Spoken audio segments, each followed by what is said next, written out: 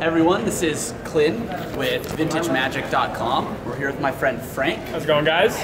Frank is a judge and he works at a card shop. Yeah. And he's a friend of mine. Yeah. I'm the tournament organizer for Mox Boarding House in Bellevue. Excellent establishment. Apparently, it's a pretty popular place. I mean, I like our turnouts.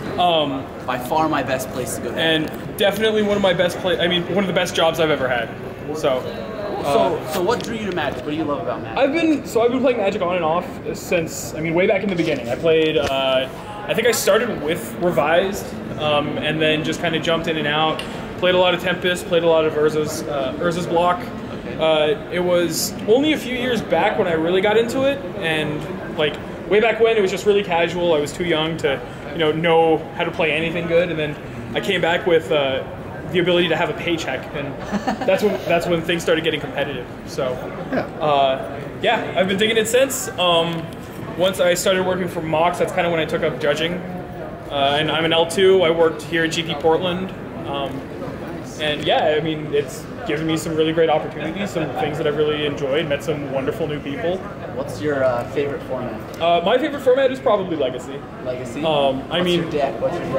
Whatever deck's handed to me. I tend to lean toward combo. Okay. I love all the ridiculous combo decks. I'm a really big fan of Tinfin, Storm, Alurin, before everybody kind of blew that one up. So, but again, I find myself just borrowing tons of decks from whatever's handed to me. So to you, Frank, what is it that makes Magic special? What makes it stand out from any other hobby or any other game? A big thing that I've noticed is, it has... There's a lot of people that feel like it has a stigma associated with it when people first start out. When you're really young, when people are just like, why are you playing this game when you could, be playing baseball or, be into sports and all sorts of things like that. And then when you get, the further and further you come along with it, and the further, the more older you get, you find people that are just from all over the place. Sure. We have, there's business executives, there's lawyers, there's doctors. We have an NFL athlete or two. Yeah. There's all sorts of people that play this, and the more people look at it, the more just diverse, the backgrounds are, and everybody just has a good time. There's people that'll get salty in playing games, but that just kind of comes with it. So other than that, everybody's just here to play and have fun. Yeah. Grand Prix are great.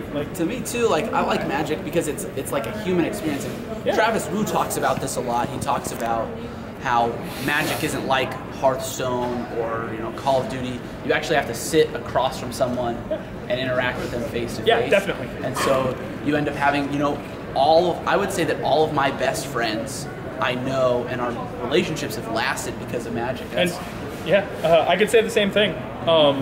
A lot of the people that I've met through Magic and through traveling and through just competing have been some great relationships. Some of my best friends I've met through this, and that's how we met, right? Yeah, that's definitely how we met.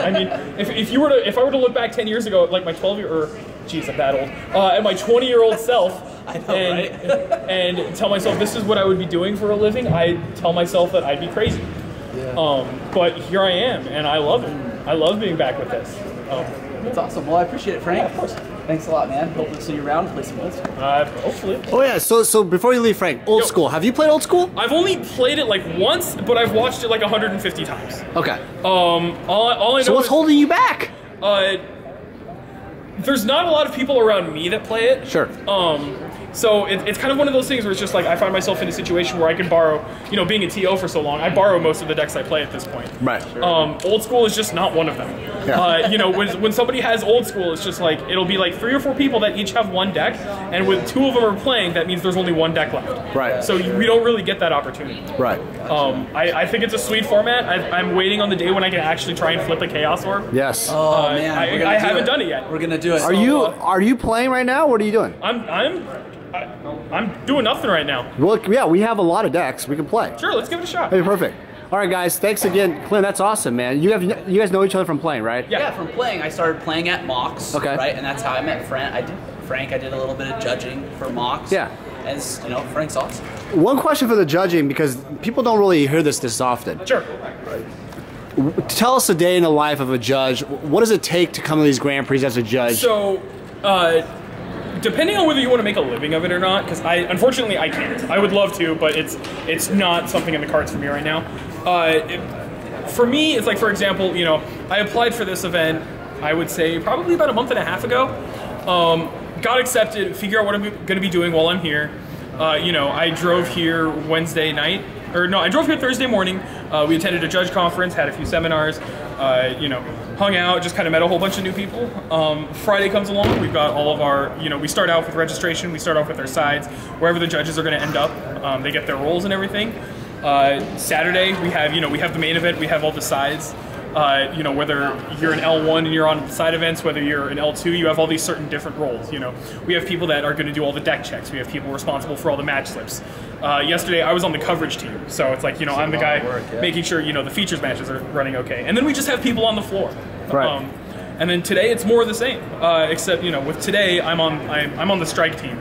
So I'm going to be the one tearing everything down. But so it's a labor of love. You guys pay for your own travel, everything, right? I mean, you know, we do get compensated, but something that I didn't know about judges until I got started judging was that being able to judge an event is hard to do. It's a competitive application process. I got it from opportunity to judge an event. Yep. Like, give me some numbers. People applying, how often you get people get accepted, how does that work? I don't know. How many, Jeff, how many judges would you say that we have at this event? 93. 93 judges. I might have access to that. That's very true. And so anybody can apply, but how? As long as I mean, everybody from 300 people. Everybody from level 1 to level 3 can apply. Okay. And those are the only judge levels we have. And then out of that, we'll try to figure out an appropriate number to put on staff. Right. Yep. But I'm talking about like wanting to be a judge. You have to do a. It's a lot of work. Yeah, it's a lot of work. Yeah. That process is there's a test, right? There's lots of tests. Being a level 1 is relatively easy. Okay. It doesn't. I mean, you know, it requires basic knowledge of the game. It requires some things when it comes to like interactions. You know, think about it as just like if you were going to run F&M for a store, you'd probably end up wanting to be a level 1. Okay. Anything beyond that is when you start to get into the more competitive elements of judging. Whether it's you know, kind of learning these things at a competitive REL for like a PPTQ or like a Star City Open, and then beyond that, you know, now you're considered a team leader. You're considered a Grand Prix head judge. You can judge a Pro Tour. And that's all about the commitment and the dedication that you want to put into it. Last question: what's the best resource to get started for a judge? Probably the Judge Center that is not yet up. Okay. They're still working on that. So like wizards.com, but somewhere in the. Yeah, I mean, you can check out at Judge Apps. Okay. If you can, I mean, you can always check the comp rules, but that's going to be a 600-page document, so you don't really want to start there. If you just want to know the basic things, look up the JAR, which is Judging at Regular REL. You know, always check up on the tournament resources. Always, you know, just read Oracle text. There's practice tests all over the place that you can look into, and those would definitely be the best place to start. And find a judge and tell them you want to judge. That's a big thing too. Relationship, right? Getting to know someone, right? And that'll help. Definitely. All right. Thanks again, Frank. Hey, good job, Clint. You guys have a good one. Thank you.